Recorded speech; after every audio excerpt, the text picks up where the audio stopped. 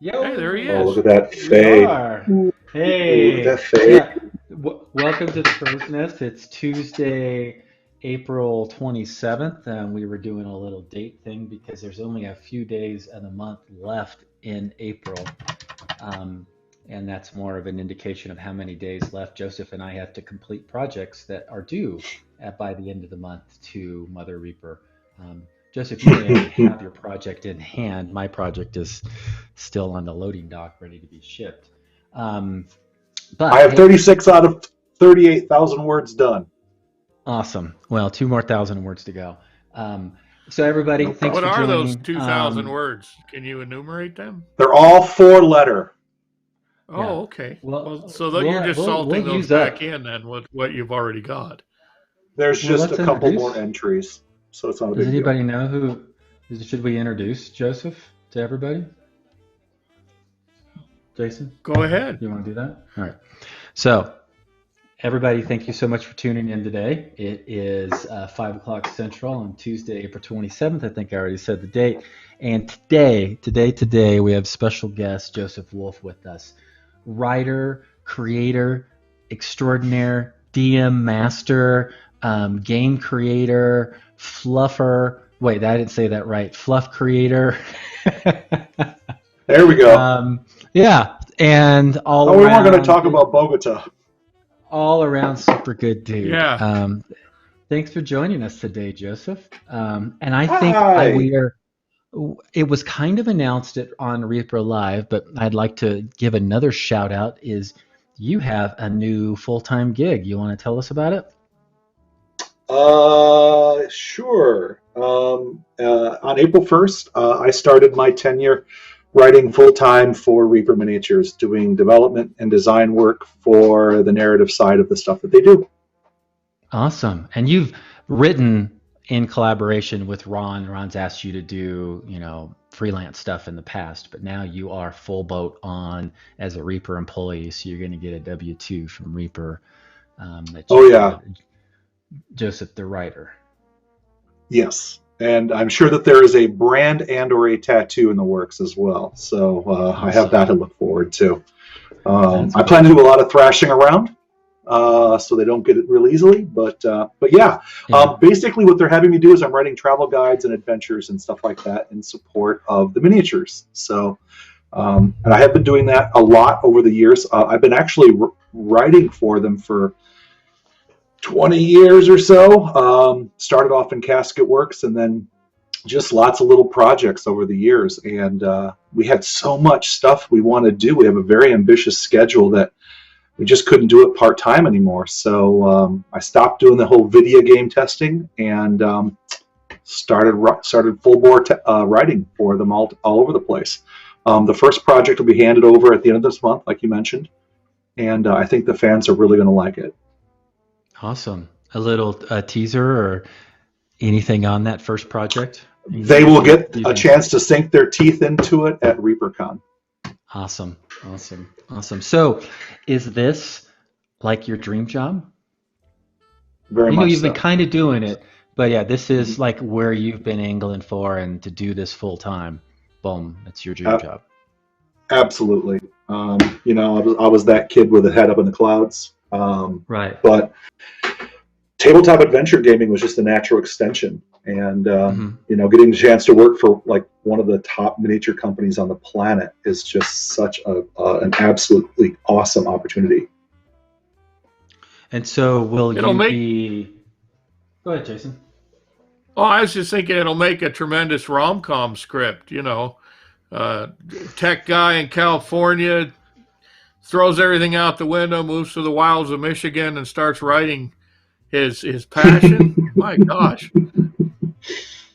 Who wouldn't pay? Can we get Billy that? Joel to do the theme song for that? Because that would be amazing. Sure. We could get him to play you maybe in the movie. I don't know. Yeah. Do you sing? Oh, hey, there we go. Me? No. That'd be great. Definitely not. So yeah, it's been an amazing opportunity. We're already getting questions about the lighthouse. Let's get that one off the table now, so that we can dispense with it. Sock it to me. Sakatumi. They just want to know if there's a lighthouse in Brinewind, or can you give us backstory on the lighthouse? Okay. I think yes and no is a good answer for that. I think the answer is I most absolutely can, because those of you who those lucky few who have had the wisdom to snag the Landlubber's Guide to Brinewind, it's clearly laid out in black and sepia.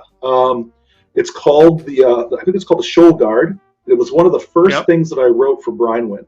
And the Shoal Guard is a haunted lighthouse recovered from some ancient ruins that predates all of Brinewind by 800 years, maybe 1,000, who knows.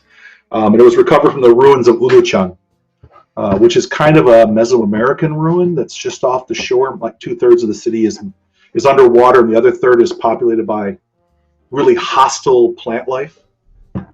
So it's an explorable location. It would be an amazing, like, dungeon, above ground dungeon to explore for a fantasy game. Well, looking at my miniatures assignments, I can see that there may be some potential there. It does have a haunted lighthouse keeper who is supposedly he's like this burning skeleton wreathed in white flame that's like disintegrating from the heat.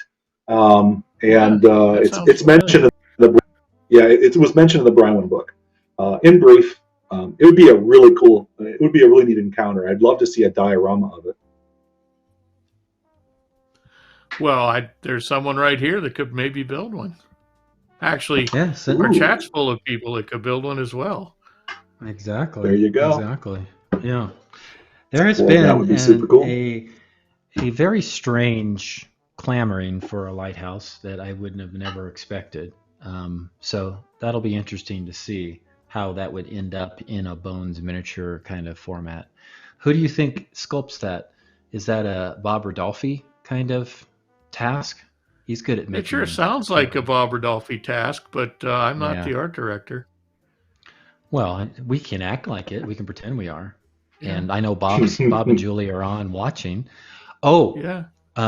We can't show it off, but Julie Guthrie did up something special for the show that was going to be something we can't even quite tease what it will be, but just know that Julie has sculpted up something specifically for the Crow's Nest that we are working out. But you better stop talking or you're going to spill it. I'm not going to spill it. I know you, Michael. I know you. You're just. You can't contain yourself. I really want to show the picture.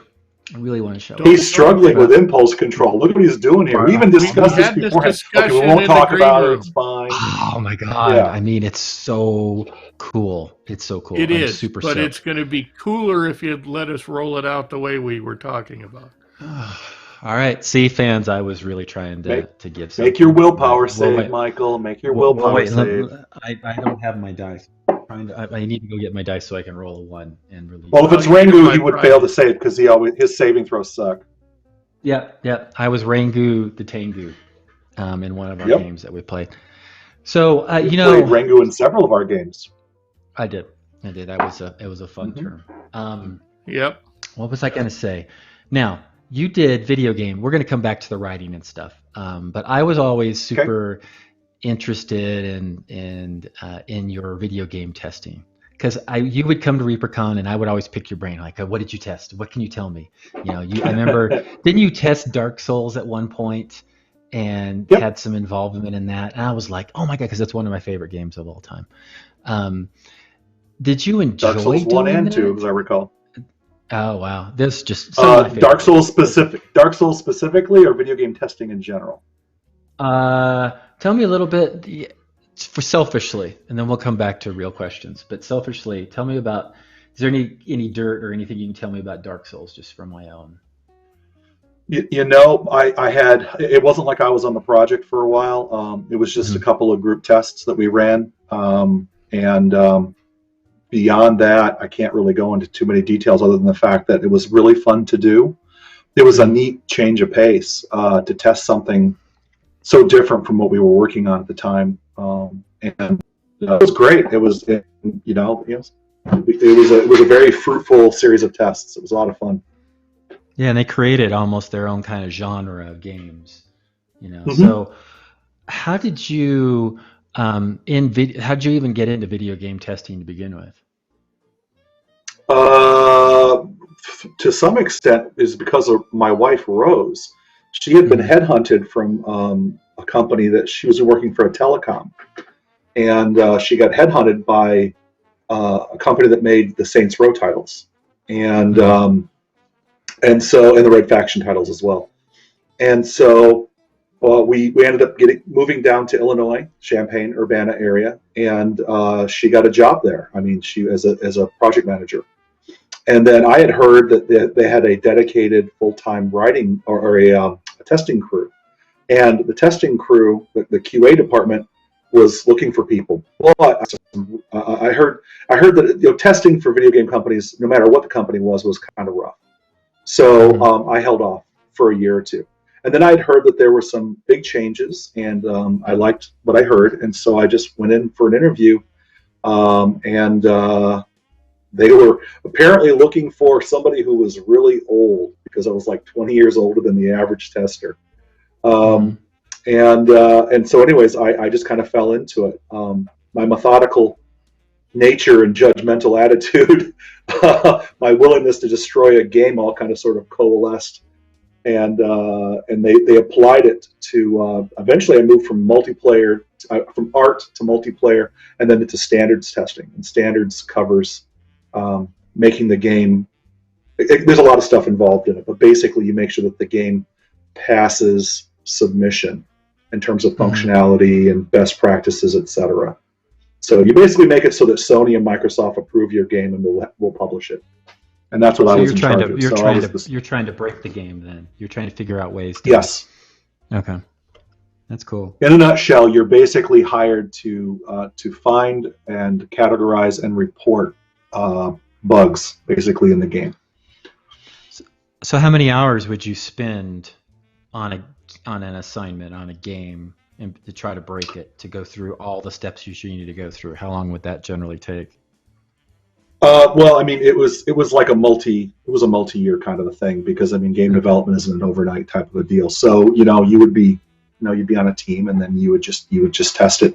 But I mean, it would go in different ways. It's like games follow a lot of like what a lot of companies do, and they basically have these vertical slices, and it's like the game doesn't get all done at once. It's like Hmm. different chunks of it get developed to a point over a certain period of time, and it's tested throughout. And so you become. It's like your focus gets more and more narrow, um, uh, or it starts off really narrow and it becomes more kind of sort of generalized the longer you're at it. And then eventually the game reaches a point where they don't want like the little minor things, and they basically say, well, we only want bugs of a serious nature. And so that's very typical with every game company that works basically that same way. Is that it's like they put you on a task and you just do it, and there's different teams doing different things. Oh, So cool. it was a Cool. wonderful job, and I've worked for a lot of different companies, so I must like it. Yeah. Well, that's neat. But now you're at your dream job. Very true. Yeah. Well, how did you? Yeah. How long have you been into, let's just call the D&D world and the gamer world, role playing world, that kind of stuff? Um, it's funny. I just got something. Well, I framed it rather. The long and the short of it is that I was about 10 years old, and there was this Dynamite magazine circulating around the elementary school. 10 puts me at third to fourth grade. And this Mm-hmm. Dynamite magazine had a 3-page article on D&D, and it had figures, and it involved reading, and it involved fantasy, and it was all those things kind of sort of were my wheelhouse at the time. And so it was just I read about it, and even though I'd never seen it before, I didn't understand any of it. I knew I wanted to do it, and the satanic panic of the '80s was just starting to gain some momentum. So my mom was a little Mm-hmm. nervous about it because I was one of those kids that had a lot of tunnel vision. Mm-hmm. I had tunnel vision, and Yeah. so I'd get these obsessions, and my mom was concerned that this would be another one of them. And her concerns were well founded. Mm-hmm. Because I was not a particularly a good student because I didn't see the point, which was the exact wrong attitude. But anyways, after 2 years of kind of dangling in front of me like a carrot, a Moldvay box set showed up under the Christmas tree, and so I got the pink box set with the red basic rule book, and that just kind of sort of cemented it. And I was just like, I need to do this for the rest of my life.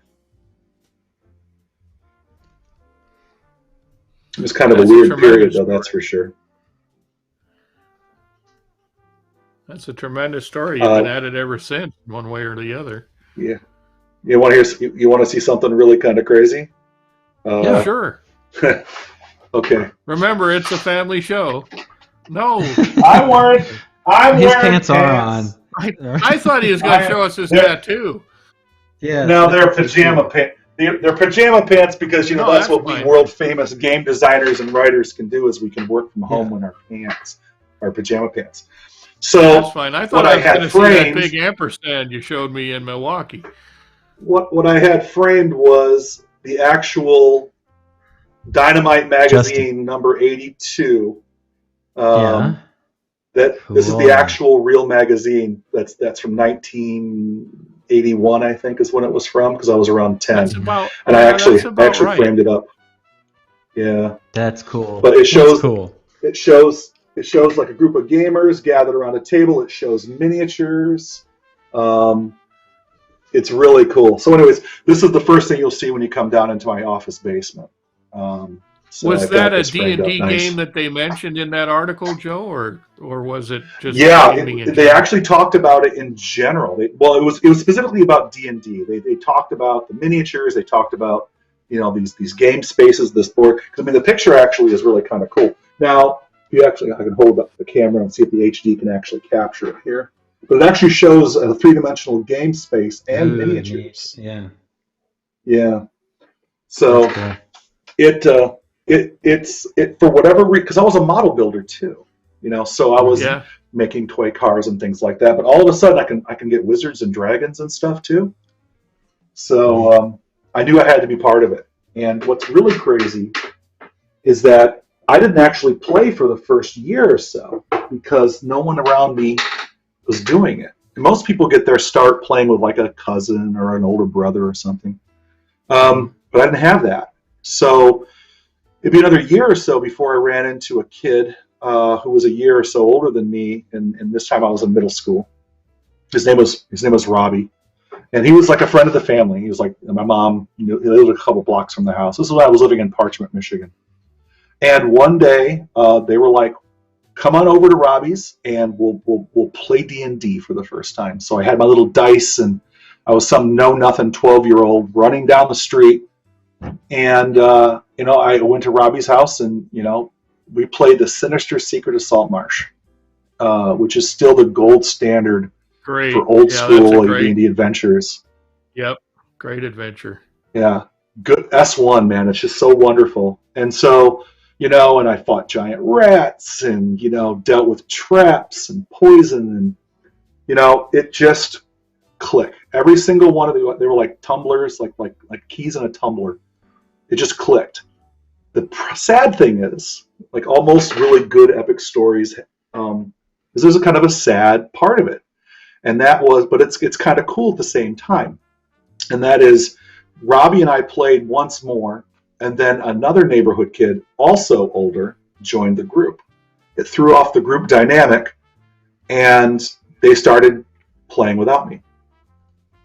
And because I was some snot-nosed 10-year-old or 12-year-old, and so they were excluding me.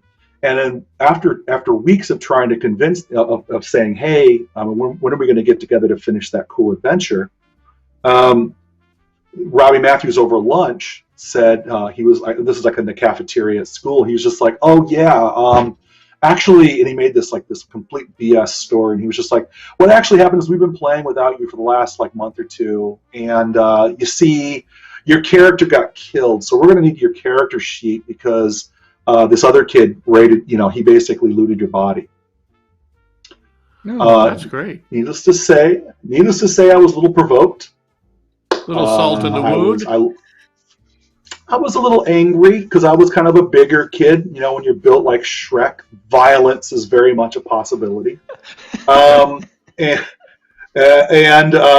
so I lost it, and it was bad enough so that a cafeteria worker actually kind of wandered over just to see what all this noise was, and they wanted to know why these two kids almost ran away from the table. It was cool. I didn't get in any trouble, but at that very moment, I made a very big leap, and that was Robbie had shown me how to game master, but he also showed me how not to game master. He mistreated a player. He allowed another player to ruin the experience of another player. And I swore to myself and the gaming gods that I would never allow that to happen at my table. And so within a few months, I was running my own games poorly.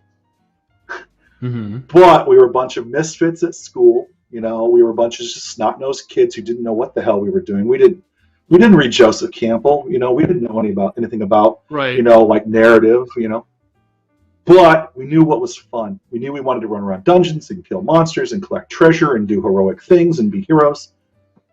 And out of that, we kind of sort of created a little creech of people, of like-minded gamers.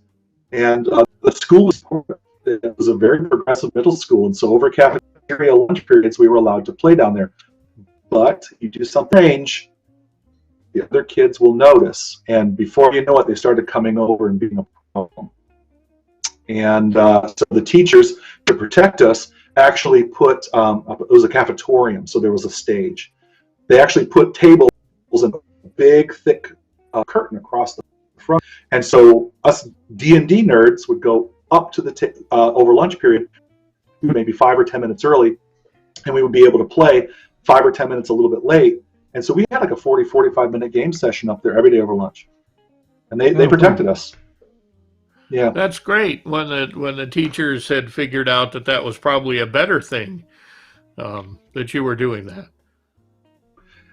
Yeah, and it just kind of sort of got, you know, D&D moved to Star Frontiers because around that same time, you know, there were a lot of cool games coming out, and Star Frontiers had these big full color ads in Dragon magazine, because my first gamer product that I actually owned that my mother would allow me to possess was Dragon issue number 74, and it had an advert for Star Frontiers in there.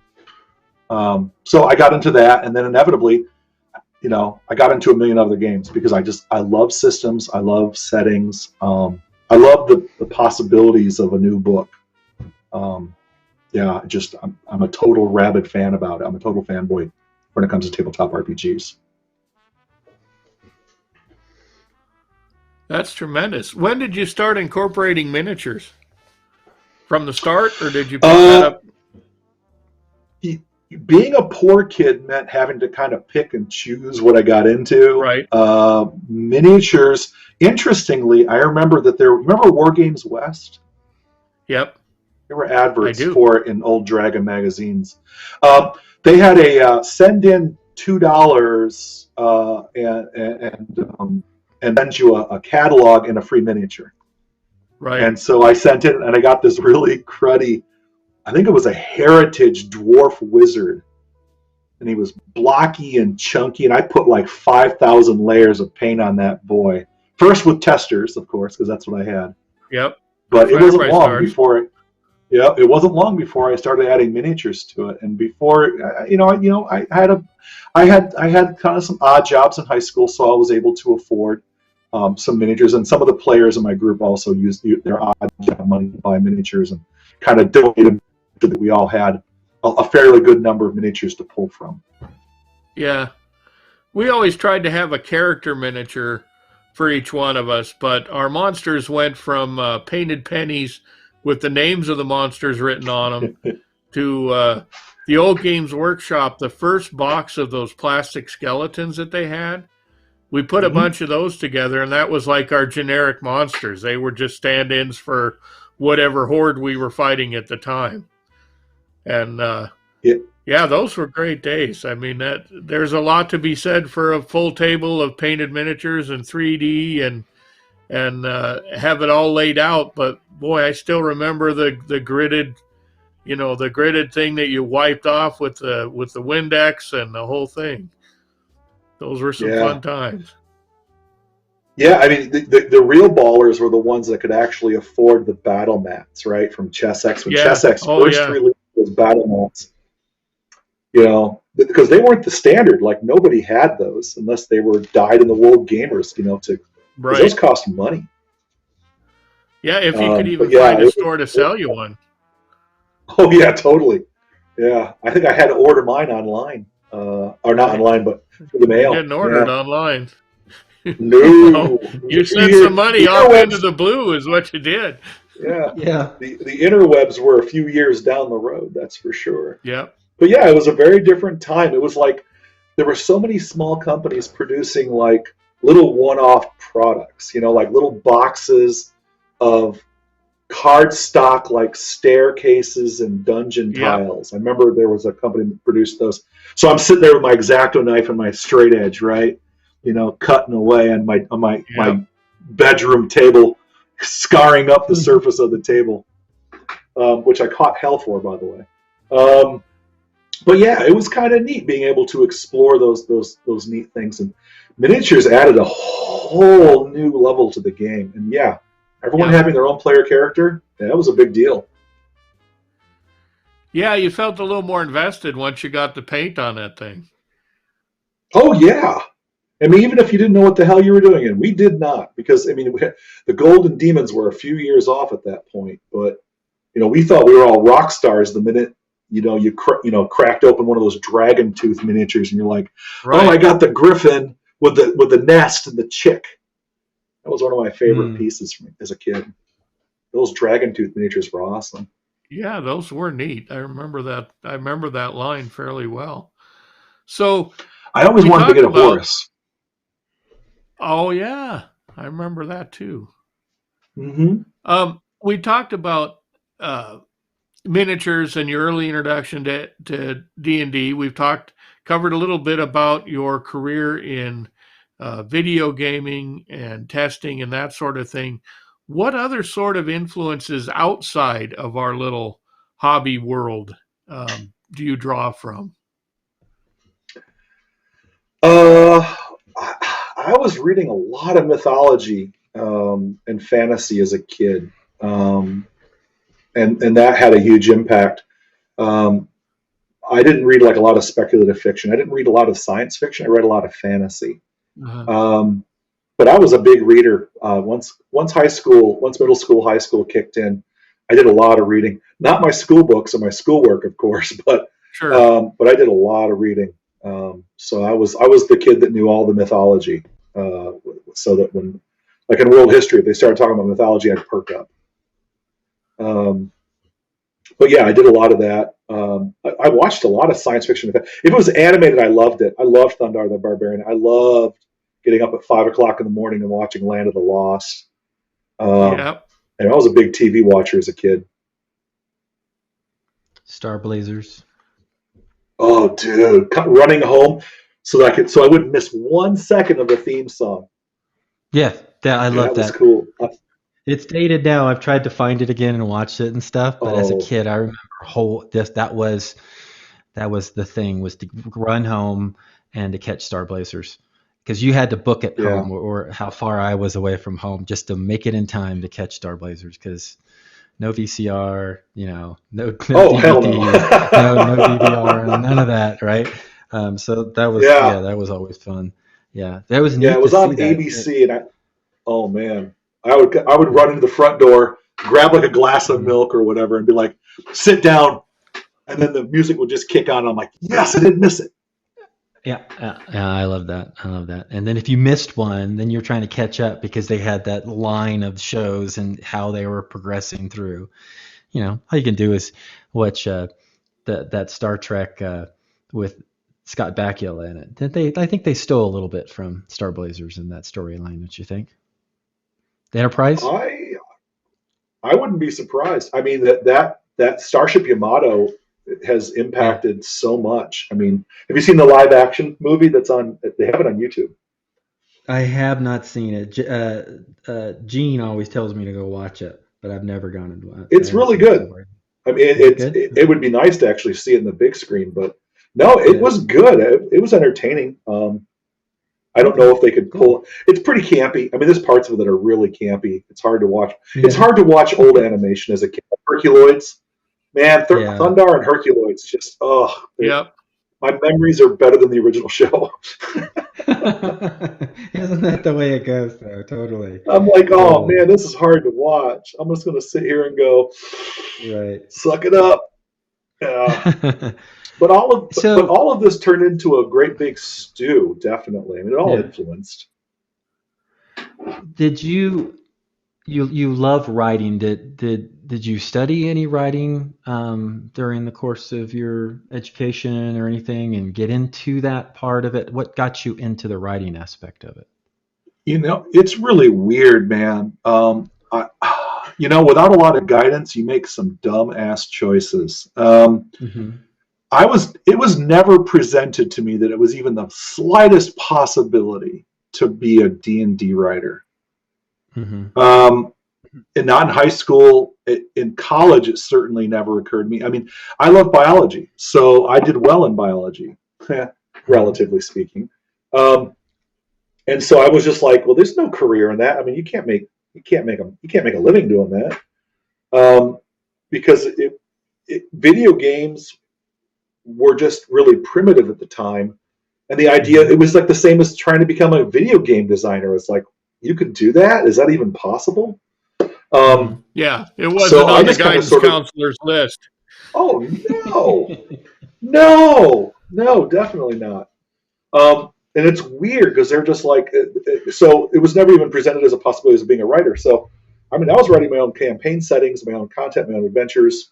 I'm a little narcissistic and very arrogant. So I'm like, I can look at something that was already written and go, oh, this has got cool stuff. I'll steal some stuff out of it. I'm going to write my own.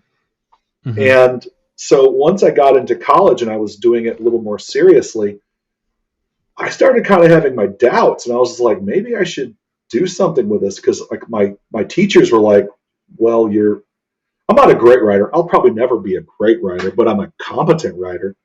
And so I was just like, okay, I'll just throw some words on a page and, it'll be cool. And once I was out of college with that, biology degree in hand, I was like, I'll just find a job doing it. And what I found is that I would be spending the rest of my life up in the canopy of the rainforest with a frog in one hand and a thermometer in the other. And I'm just like, yep, that is not the job I want. So I was just kind of like thrown out there and be like, okay, well, try to find your way in the world. And so I had a lot of really stupid jobs. And then you would have been lucky to be in a canopy on a rainforest with that degree, actually. I know. Oh yeah. But you have to be in like the top 4 to 6% of your field if you want that frog thermometer job. Yeah, you'd be in a swamp outside of Des Moines. Yeah, wishing I was in the rainforest. But what really was interesting is that while we were in college, we scavenged up enough money for us to occasionally go to Gen Con. It was the big deal, right? So we went to Gen Con, and I had some friends that were hooked into with there was a group that did like board game demos and RPG demos and stuff at conventions, and so Gen Con would contract with them to put on these demos. And so my friends, who were a little unreliable, of course, said, just go to Gen Con, look for this person. They'll be over in this certain area, and just talk to them, and they'll get you what you need, and you can run some game demos, and then you get like a free exhibitor's badge, etc. So I'm like, okay, cool. So I went to Gen Con, and my friends just ditched me. They showed up a day late. They didn't know what the hell was going on. The person that they asked for wasn't attending that year. So it was just a complete disaster. So what I did, because I'm not smart enough to be fearful of a lot of stuff. What I did is I started asking around. And so I talked to a couple of the people that were outside of the exhibitors hall, and I said, well, I'm supposed to be in there, supposed to be helping run demos. Well, apparently they dragged me in, and they introduced me to somebody in the TSR area out in front of the castle. And they said, he's supposed to be helping you guys with demos. It just so happened that a bunch of people flaked on them, and they were desperate for people to demo the newest release, which was Dragon Dice. Yeah, cool. And so I got to demo Dragon Dice with some of the luminaries of TSR. And I did that for a number of years, eventually working my way into the castle, where I actually was demoing with the actual designer developers. I had a couple people that were in my corner that wanted me to move into the company. And so I actually interviewed for a position at TSR, and thank God I didn't get it. Because a few months later, they got rid of everybody, and they moved the whole outfit out to Wizards of the Coast out in Seattle. And I would have been trapped out there, because then when they fired everybody off, I would have been among them, because last in, first out, and I would have been stuck in one of the most expensive cities on the planet. But it did pave the way for me to do some freelance work, and that's where I eventually did a book for AD&D Second Edition when I actually wrote Skullport, which has influenced my writing for the rest of my life. Because whenever I think of a scum and villainy, like Brine Wind or whatever I'm working on, it's influenced by my time working on Skullport, both good and bad. So how did you get? Well, there you go. So you have Joe Wolf to blame for that if you've had a terrible time. Yep, absolutely. Totally on these shoulders, man. No, it was great. It was an unbelievably cool experience, because Stephen Shend and Ed Greenwood created Undermountain and Skullport, and then it was contributed to by like Julia Martin and tons of other people. And so when they were like, well, you're going to be actually writing the book on Skullport, literally putting it on the map. It was scary as hell, and I made a lot of profoundly tragic mistakes. Every mistake a freelancer can do. But it was, in spite of my incompetence, they turned it into a really nice book. And I learned a lot, and I don't make those same mistakes. I make all new mistakes nowadays. All right. So Joseph, Wolfman, how did you first get in contact? I mean, how did you get set up with Reaper? What was your first introduction to Reaper? Most of you had the same experience. Hobby shop, just a row of green clamshell packaging, right? And then buying tons of those beautiful, reasonably priced miniatures. I was working at a hobby shop. Speaking like a company Michigan. Man already. Oh yeah, you know it, man. But no, I was working at a hobby shop, and in Kalamazoo, Michigan, and that was a great job. I had just had an unbelievably bad interview with the company that I was working for at the time, which was one of those office supply stores, and where I worked as a business machines person, and I got an extremely poor review, and I was very unhappy about it. So I went down and got a job at the hobby shop. I walked in, one of the guys I had known for 20 years was now running the show, and I was like, why haven't you guys hired me? And they were like, was because I wasn't the boss at the time. And I was like, well, how about hiring me? He goes, well, put in an application. I said, you know who I am? He goes, well, just fill it out. I'll hire you. I'm like, okay, cool. Anyway, I took over the game guys, but I also did modeling and rocketry and science and pretty much everything except for RC and trains. I mean, I knew about trains, but I didn't really do it as a hobby. And so what I basically did is I was running demos in the store and things like that. And then we had all these wonderful Reaper miniatures. And so I was just like, one day out of the blue, I called Reaper. And I just wanted to let them know that we were carrying their full line, and if they could send me get us to make sure that, because our catalog was months old, the Casket Works, and so I was like, can we make absolutely certain that we're on the list so we get Casket Works? And so they put me on the horn with Ron, and it's been a 20+ year bromance ever since. Wow, yeah, he has a crush on you. Yeah. I totally understand that. But we met at Gen Con. I think it was like the next year or two. We met at Gen Con face to face, and we started talking about developing the world that was hinted at in the Apocalypse book, which was Reaper's war game at the time. And we've been through multiple editions of games and stuff like that, and we've amassed a big pile of lore, and that big pile of unpublished stuff led to me eventually being hired, because I was just like, if we want to get this stuff published, guys, and there's a lot of really cool stuff we just need to push across the finish line. We need to do it full time, and that's just kind of where it landed. That's just boom, a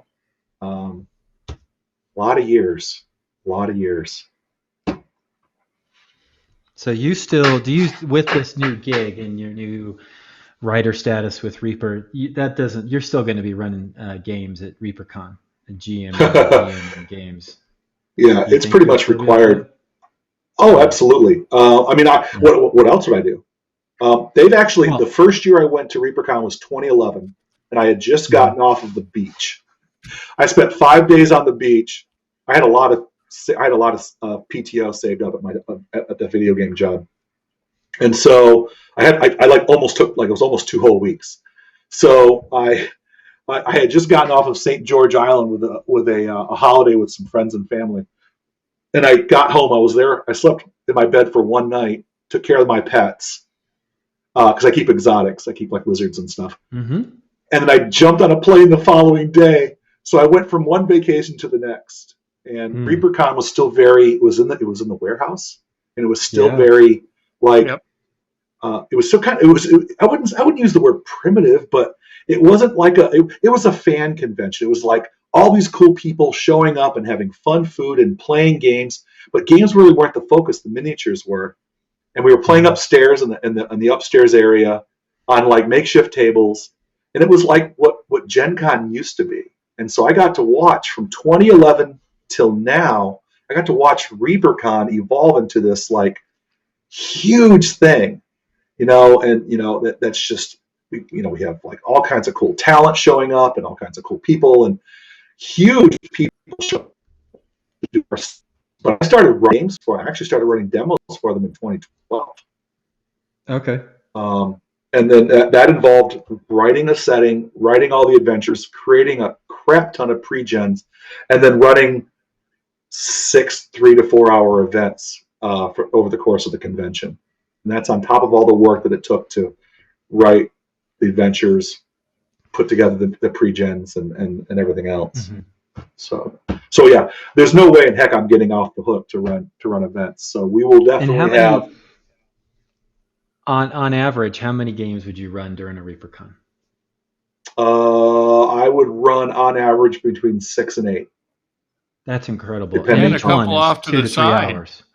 And after hours, I would then skulk off. And we played in the bar last time. Remember? I mean. Yep. Yeah, that was fun. That was a good time. And then that was fun. And Joseph would always grab us and run a special game for us. It looks like you lost your power or something. All of my animal enclosures are on timers. Uh-huh. Oh, so that was my 27-year-old leopard gecko's enclosure. The light turning off. So he'll be out running around his enclosure shortly. Oh, neat. Actually, he's already out probably. You run some fun games for us. All different. I always look forward to the artist. I always look forward to the artist games. The artist games are really fun. Yeah, because you guys. We'll have to make sure and do that this next time again. Yeah. Oh yeah, totally. What? Well, I mean, in previous years, I ran. Last year I ran Crypt World, which was a chill retro clone, and that was when you guys played kids. You guys played kids up against the scary old woman that was in the old house, looking for her treasure. Bobby liked that game. Bobby loved that. That was a lot of fun. Yeah, that was a good time. That was letting you guys describe your bicycles was such fun. But you guys were totally into it. It was like all of the people, all of the artists were tired but you wanted to have some of the fun of the con because, I mean, you guys have been talking to people and sculpting and everything else. You know, we all work through the con, so we don't really get to Yeah, see a lot that's of the it. fun That's until what that we're there last. for. Yeah. So, I mean, it's a working con for most of us. So, and I certainly treat it like that. And I know you guys too, because you guys are sculpting 24/7 pretty much. But yeah, it's been fun. But years before that, I mean, Michael ran like Deadlands Classic with you guys. I ran.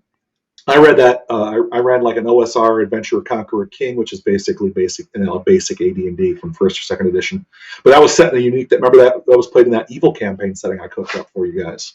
Yeah. Oh yeah, I remember the Nine Thrones of Yurg, man. That Yeah, Nine Thrones of Yurg campaign. Yeah, that was interesting. I remember doing that. the evil characters. That was interesting. I'd never done that before. Where the bad guys won, but didn't destroy the world in the process. Mm-hmm. It was very Conan-esque in a lot of ways. Very Clark Ashton Smithy. But yeah, it's ReaperCon's always been a lot of fun. I mean, I come home exhausted, but in a good way. It takes me a week to get everything back, I think. Yeah, by the end of the convention, your voice is usually pretty ragged. I mean, for good reason. Yeah. Because I mean, because in addition to running the games, I mean, you just hang around with people and you glad hand, right? I mean, just sit and chit chat about this.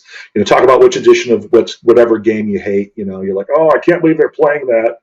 But no, it's really cool. The thing that's really neat is to see it grow, because I remember what ReaperCon was like when that first year that I went, and we had some Pathfinder Society, but now we have a whole slew of 5th Ed and Pathfinder Society, but that's not it. We also have people running. We have a guy that runs he runs a lot of the 2D20 game from Modifia, so he ran Star Trek last year. That was exciting. Don't get me wrong, I love me some D&D and Pathfinder, but you know, I've got a lot of non-D&D, non-Pathfinder on these shelves. Right. Well, nice we also had the introduction of a whole bunch of Frostgrave stuff, that whole arc coming in the last couple of years. Man. So that's been exciting. Totally, man. I'm a big fan of Frostgrave. Oh yeah, I mean, it's always well represented. And the exhibitor hall just gets a little bit bigger every year, which is also cool to see. Because an exhibitor hall really makes your convention seem legit. I mean, it's when you actually have exhibitors. Yeah, and we get some amazing people in that row as well, or in that area of the main room. There's some great exhibitors and sellers. I'm just watching Michael paint here.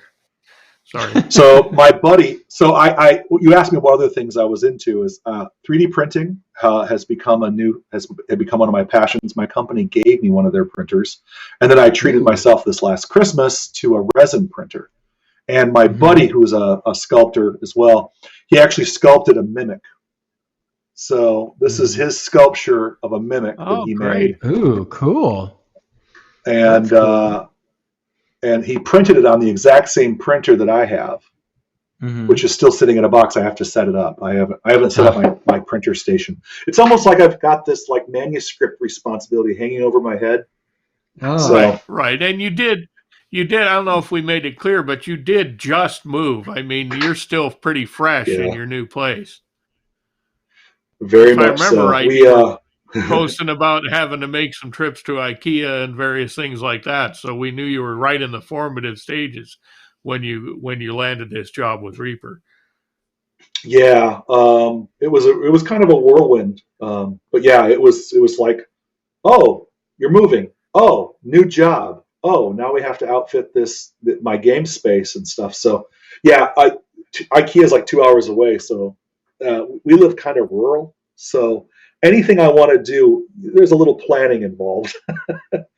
You know, it's like, so what else can we do while we're out? Though. I like that situation. That's always a nice. Yeah, me too. Close enough to get stuff you need and far enough away that you don't have neighbors right on you all the time. Yeah, we don't have that problem. We have 3.8 acres and a 3,000 square foot house. Wow. So, yeah, it even has a pond, which I have to actually maintain. Why are we having a convention at your house then? Yeah. Dude, WolfCon. there has been discussion of no, I'm not. Funny you should say that, Michael.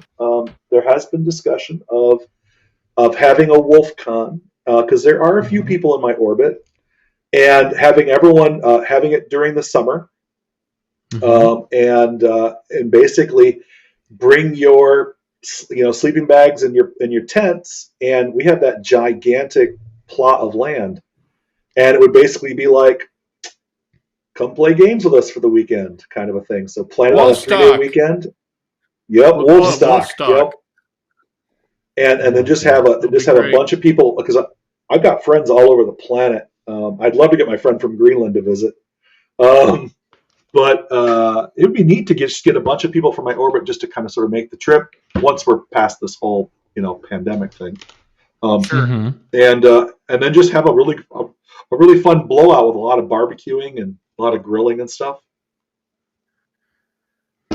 Yeah, some of my Midwestern cousins have some cabins that are up there, so that could be a fun trip. That would be way cool. Yeah, but it's been interesting because the basement space. It's funny. I, I'm a relentless self promoter. I mean, it's just kind of my nature. I try to be charming about it, but um, one of the things that I often laugh about, and I'm quite honest about it, is I literally can say I have a ton of books. My game collection is enormous because it's 40 years of tabletop gaming. Actually, it's longer. Um, and I haven't really given away a lot or sold a lot. So I have a lot of really old stuff. But also, I have a lot of contemporary stuff too. But man, IKEA, I can come dude, camping. I can bring my my, trailer and my we can walls come are covered in camping. shelves. Hell yeah, man. Right? You Park like that in the that? back 40. Yeah. Pretty cool. Yeah. Yeah, we can do wolf stock. That I've could be got a lot so of friends much that are fun. interested. That'd Yeah. be awesome. But yeah, have you guys know? One of the other things for self promotion here is I'm gonna be doing. I posted this on Facebook. Was I have a lot of stuff that I've never run. Opportunity just hasn't presented itself, or I haven't run it in 30 years. But what I would like to do is devote one evening, one session per month to running something on my shelves that I've never run before, or it's been a Hmm. long time since I've run it. And so, like, James Bond 007, Powers and Perils, Myrmidon Press's Manhunter. There's a ton of really neat DC Heroes, and there's a ton of really neat games on my shelves that I should run before I die. Mm. And so what I'm going to do is I'm going to open it up to everybody in my orbit, and I'll be like, I need 6 players a month from now, like on a Saturday night between this time and this time. I'll provide the pre-gens. I'll run it over Discord. Who knows? Maybe we'll actually broadcast it out there, or we'll record it, whatever. Yeah. And it'll just be a Justin? really fun opportunity to try out some crazy stuff. Yeah, Justin would be up So for that, I'm sure. cool, and it would be neat because I would love to get a bunch of the people who are not gamers in my orbit to actually try it. Because there's a Hmm. lot of people from my high school and stuff that didn't know what the hell I was talking about. But it'd be cool to get some of them in to actually try tabletop gaming, or their kids, get their kids to try it, Hmm. because I do that for my nieces and nephews and stuff. As I run a lot of stuff, or at least I used to. A lot of them are older now, but yeah, that's something that I want to do, and I just want people to play games. I just want to have fun. Yeah, That's awesome. Well, if you're definitely. ever, when next time you're at ReaperCon, and if you haven't run through a game with Joseph leading it, you're definitely missing out. So if you have the opportunity to jump in and experience Joe do a game, especially the first time, it's a total trip. I mean, he really tells a Yep. great narrative. He gets into it. So the first time I think it was you. What was your Joe's first very ReaperCon? cinematic in the way he approaches Oh, his game mastering. totally. I remember sitting, it was maybe the 012 or whichever one your first one was. And I was probably at the artist table painting or whatever. And I hear this booming voice while the D&D game is going on. And I'm like, what the hell is going on? It might have even been one of the first big D&D games they did at the shop. I'm not sure. But I remember going over, and I was probably with Gene, probably with Jason, and saying, wow, this is really cool. And I think we tapped you and said, you got to run a game for us by the end of the con, please. It made my con and so much more enjoyable, but the way you told the story. I mean, I had only played D&D a few times before and had some great DMs and what have you, but not to the wolf level. I mean, there's the normal D&D level, and then there's wolf level. It's way up there. It's just so engaging and so creative. And yes, you're following the rules, but you're also not shy to adjust and tweak the rules when necessary to make the game more enjoyable and fun and engaging. So I big shout out to you for this. I wanted to give you a big props on that. Well, that's very kind of you. Yeah. Well, I mean, ReaperCon, one of the nice things about ReaperCon is that no one's there to win. Yeah. Maybe the miniature competition, but gamers, I mean, 99% of them have been so nice and just so cool. I mean, they're people I don't mind, eating pizza with and stuff and just enjoying their company.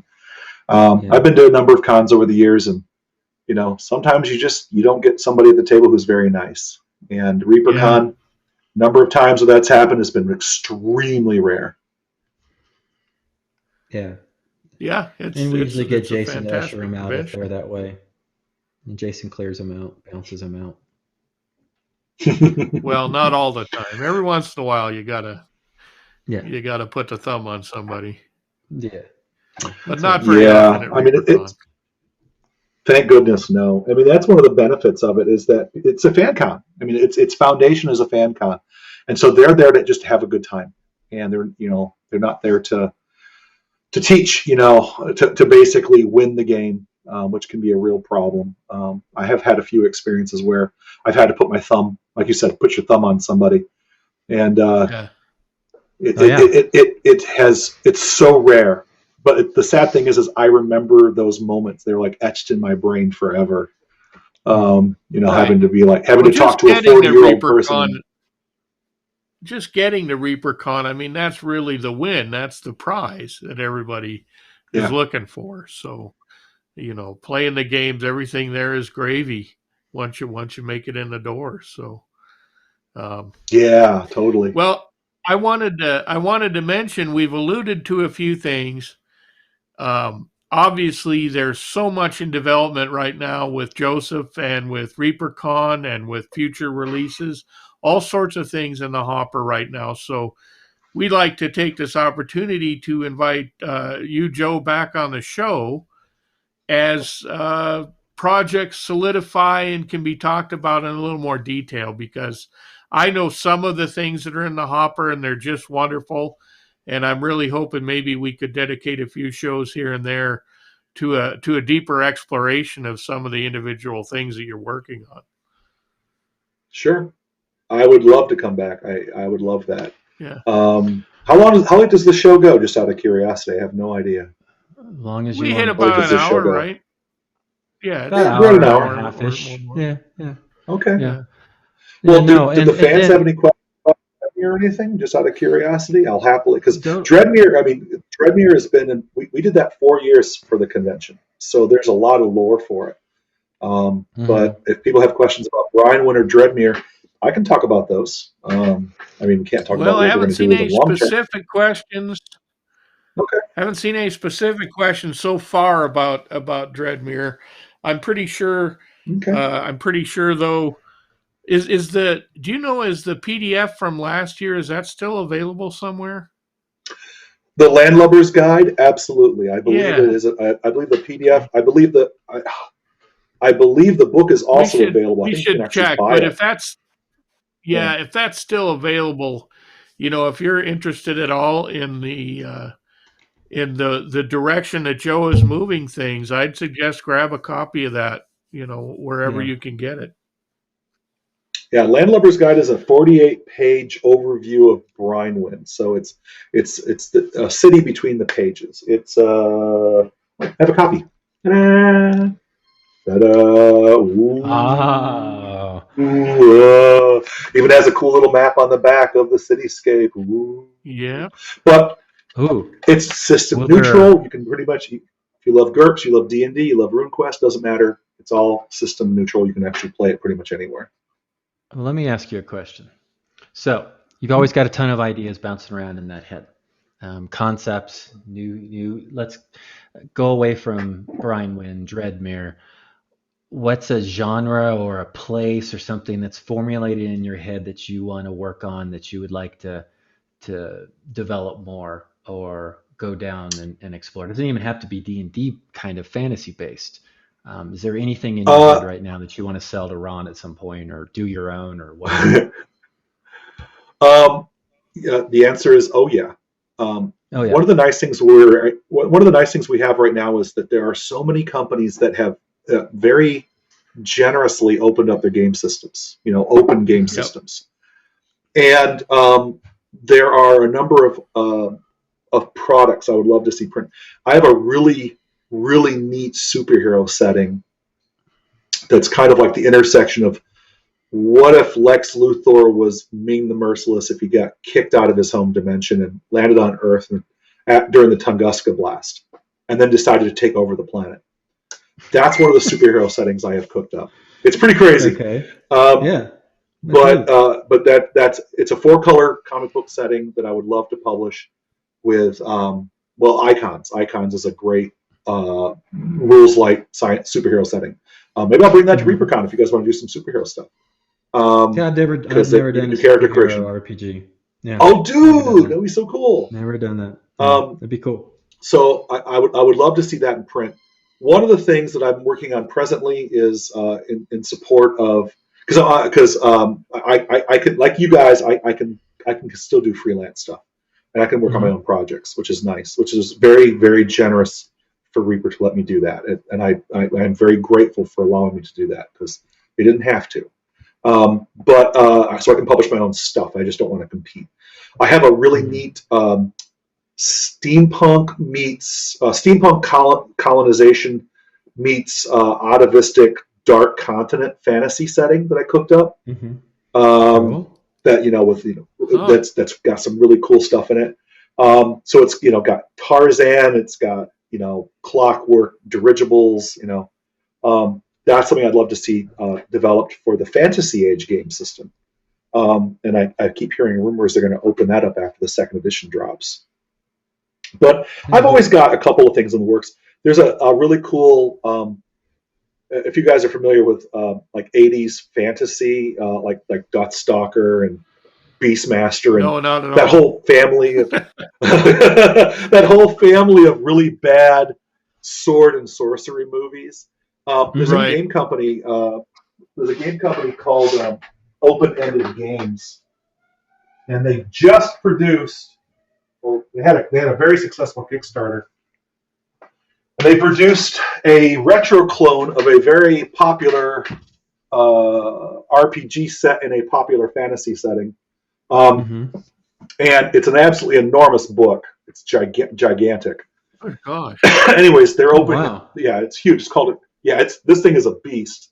But this is it's a retro clone of Middle Earth roleplay.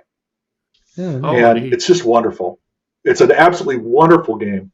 They updated the character creation so the characters are a little more robust, the magic system's a little more flexible. Great game. Absolutely phenomenal, wonderful game against the Dark Master. And I've got an album cover from like a fantasy album cover, like from I don't know, from the 80s, or maybe on the side of a van, like a really big barbarian. Anyways, I've got a really cool setting that I cooked up for it that I would like to see in print. And so I've got a lot of stuff like that. There's all kinds of little adventures that are percolating. I mean, I'm channeling a lot of the creative oomph into, of course, my employers. But there's always something I'm working on as well. I'd like to see a lot of RPGs take off. Yeah, one of your big bosses is watching on the stream right now, just so you know, Joseph. And I am behaving myself. Okay, good. Yeah, one of the big ones. One of the big two is on. I'm sure. He's been heckling you a little bit. Yeah. Oh well, that's fair. So we have a very specific nuts and bolts question. A map question. Okay. How far away is Dreadmere from Brinewind? Ooh, that is a very sensual question. And Get out your calipers. I'll say, goodness gracious. Okay, well, let's see here. Can you do it in furlongs? Just say it in furlongs, and we Oh can't fact check it. man, here I was. Can I do it in Hakirian leagues instead? It's Sure, different from yeah. your classic Carrying Adonian leagues would league. be absolutely fine.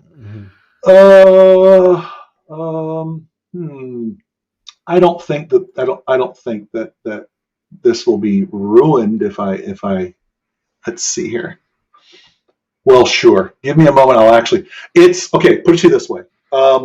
You would have to sail around a very large continent, either this way or crossing the equator way, and you would probably have to sail for about 4 months to get there.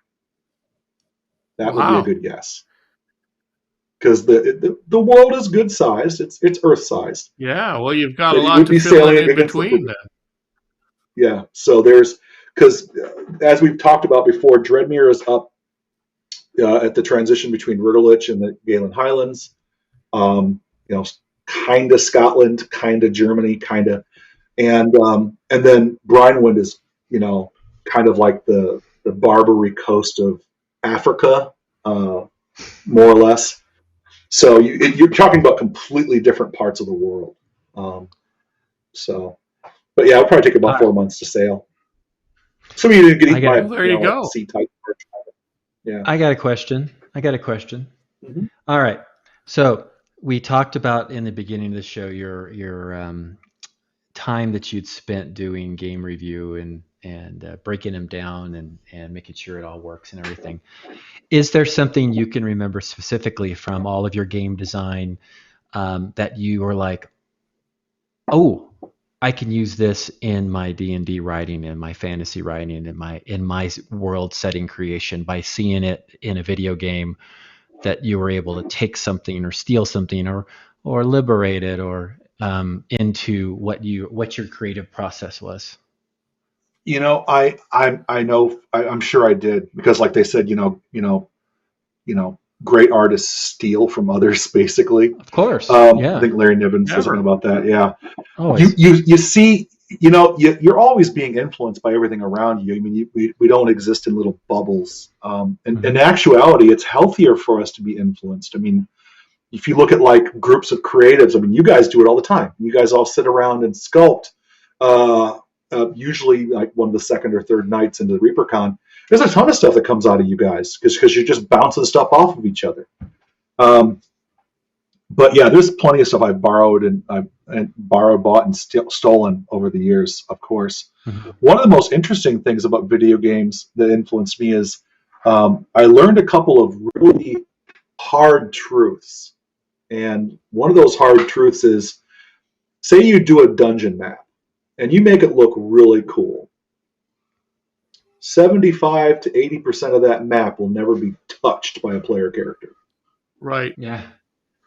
And that's one of the really disappointing things about it, because you create content that specifically points the player to where they're supposed to go. Like you don't see a lot of modern adventures where the players are just dropped into the middle of a space where it's dark and then told by candlelight to check every corner of the space to find what they need to survive. Those are modern players are not a big fan of that level of hopelessness, right, and helplessness. So that's one thing I learned. The other thing I learned is that there has to be a loop.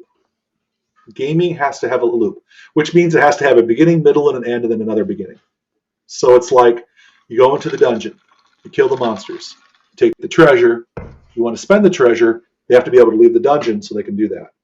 So they can level up and everything else, and then go back to it, and that's the loop, right? Mm-hmm. When you build your adventures like that, they feel a little video gamey, but you're providing players with that that loop that they can use to enjoy the experience.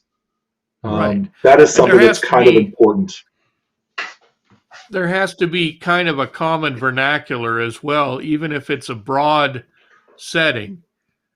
you don't want to get too far out because then it'll just be weird and no one will be comfortable in it. So having that vernacular, especially when Michael and I are both more visual artists, having that vernacular is important, that people can recognize something for what it is without it necessarily being a direct ripoff. There's an art in that too. Yeah. I mean, archetypes have their place, right? If I say Griffin, 75 to 80% of what we're talking about, you guys will know exactly what I'm talking about. But right. If I was to say, Sahagin, you may not know what that is. Right. Scary ass fish dude. Yeah. Bless you. But yeah, it's. But you have to have. But that's where like a picture comes in handy. It's like, okay, well, as the fishmen clamber aboard your ailing ship, show them a picture. Right. That's a pretty powerful tool. Or better yet, here's a miniature. And out comes like 7 Sahagin miniatures. And the players start to drool. Oh my God, those are so cool. But yeah, that's absolutely critical. That's part of the communication is getting players, learning to communicate to your players so that they more or less have the same exact image in their heads as that you're trying to communicate to them. And that's good storytelling. Yep. What I hate is when game masters are really vague. Okay, you're in a dungeon room. There's a door in the northern passage. There's a door in the northern wall. Right. That's fun. Yeah. Yeah, it leads me into my next question. I've been through games where the GM, DM was very open. Hey, what do you guys want to do? Kind of thing. And then there's been what I would consider, because I'm more of a video game player, that's where all my experience has been. And I like open world games, but I'm kind of like the rail games too, that just like Dark Souls to me is like that. You have to make it through these steps to get to this next place. And I like that part of it, because then it's telling me that narrative. How do you juggle as a DM between the two? You don't want to be too linear and too like, okay, you got to go here, you got to go here, you got to go here, but keep your characters in the direction that you want them to go. Does that make sense? Yeah, totally. That's one of those old game master tricks that I have no solid answer for. Right. I listen to my players. I watch you guys. I listen to you. I adjust content based upon what seems to trigger responses. Oh, this is Weeby, his little face perked up when I added this in. Okay, that's something he really likes. I'm going to adjust my content to tell the story to him that way. Proctor wants something else. He wants something a little more regimented. Boom, I'm going to take note of that, and I'm going to adjust my content. I think that open world sandboxing and rail gaming totally have their place in every game group, every adventure. The game master doesn't spend 2 weeks researching Mesoamerica just for the players to say, to hell with that, we want a steampunk adventure. The game master wants them to play that content. So a good player is one who will take the fish hook, they'll take the bait, and they'll play that adventure, and they'll make the game master happy because that's part of it. A bad player will be like, will go out of their way to dodge plot. And I've got anyone out there who's going to be at ReaperCon, hit me up at the bar and I'll happily tell you the story, because it ends in a very surprising, shocking kind of way. No nudity, but let's just put it this way. I bet a guy will never, ever behave in such a bad way at a table for a group of players ever again. So don't I kind of exactly the plot exists now. If I'm now for Dreadmere is Brian and Dreadmere are great examples because they're really big cityscapes with lots to do, and that's how this is Waterdeep. This is the City of Lies for L5R. This is any cool environment or Undermountain. It's Undermountain for the Forgotten Realms. Doesn't matter. They're cool environments that have lots to do. And sometimes the game master just will sit down with you guys, because I've done this with you guys before, and I said, what interests you? What would be a fun adventure for you? Weeby, what do you want in the game? And you're like, I want a dragon. Proctor says, I want a treasure with a curse. And you guys will literally, on note cards, I will write out all the stuff that you guys want. I'll shuffle it together and we'll construct a cool narrative. And we do that as a group. And I'll even ask for give me a characteristic of this bad guy who I'm going to be portraying. And you're like, oh, well, he's got a he's got a curse, blah blah blah, whatever it is. That's where you guys really get to impact my narrative. Other times, Sure. it's on the rails. It's a dungeon. You're dropped into the dungeon. Yep. You're done when it's clear. Yep. And that's the nature of that's the dungeon. That's the adventure. Yeah. And equally And valid. Both times are just Yep. absolutely fun to play. Yeah, So, totally. Yeah. Well, And it's we're important getting, to okay. We're getting some high signs from our producer that we're Okay. running out of airspace here. So we should probably say thanks to Joseph Okay. Wolf, the newly minted staff writer for Reaper Miniatures after freelancing for 2 decades. Right. So we'll look forward to so much more of your work, Joe, and playing in your games at ReaperCon, and definitely having you on the show again, because there's an awful lot left to explore. This has just been kind of a shallow skip off the surface of the pond that is Joe Wolf.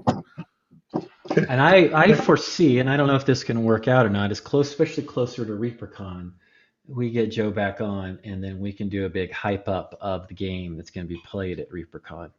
And yeah, absolutely. Lore, and if we have some miniatures at that point, kind of show those off. And if he'll come back on, after I'm this sure. experience, I don't know. Well, no one got thrown under the bus, so it's I don't. Well, you just didn't hear it. We were throwing everybody under the bus. Oh, we were very subtle about it. Yeah. Now, thank you. I would be very happy and proud to come back on. I would be doing, and I would love to stay tuned. There's some amazingly cool and very exciting things coming down the pipe. Well, cool. Very good. Yeah. Do you have any shout outs, anything else you're doing outside of your new job with Reaper that you'd like to promote? You know what? That's my primary focus right now. I am looking forward to getting my miniature station set up so I can actually paint some figures once I have some free time, once this manuscript is done.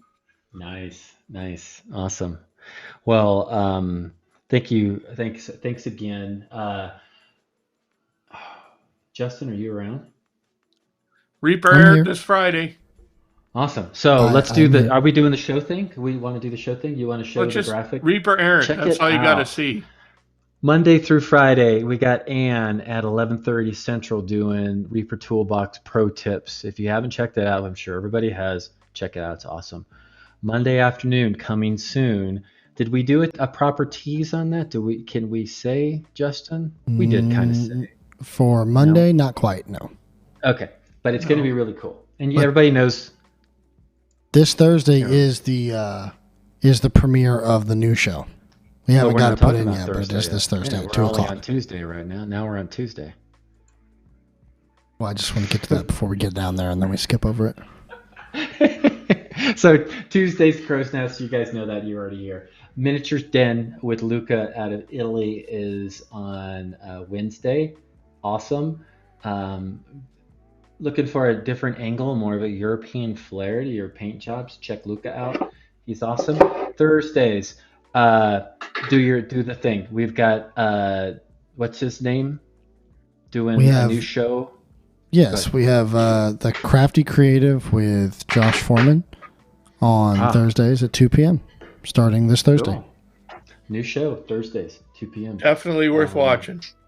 And then you've got Reaper Live. Then you have Reaper Land on Fridays after Ann's thing.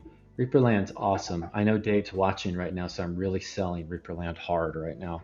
And John's watching too. So. It's almost embarrassing. Right? And all right, Reaper Errant. Joseph, you know Frank from Nightheart Gaming, right? You guys have been acquainted.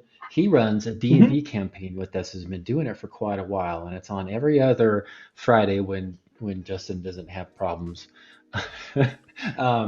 And we play D&D. We've been playing D&D for quite a while, so it's been a lot of fun. And then the alternating Friday, is that correct? The House of X happens, or House of X only happens once a month? It only happens once a month, and it's not consistent in terms of the date. All right. So it's all over the place. Kind of like Aaron Lovejoy, who's the host of House of X. Do you like how I tied that together? That was pretty good, I thought. That was pretty good. All right. And then Seamless. Saturdays Saturdays is painting platinum with Sadie, our magical paint mixer at Reaper. And there is a Thanksgiving mouse lean for some reason. But it's Thanksgiving. This graphic will be right at least once a year. Yep. That was great, Michael. That wasn't the quite best I've the ever FEMA done. trailer it usually is, but it was pretty good. Nailed it. Boom. Boom. All right. So also, thank you.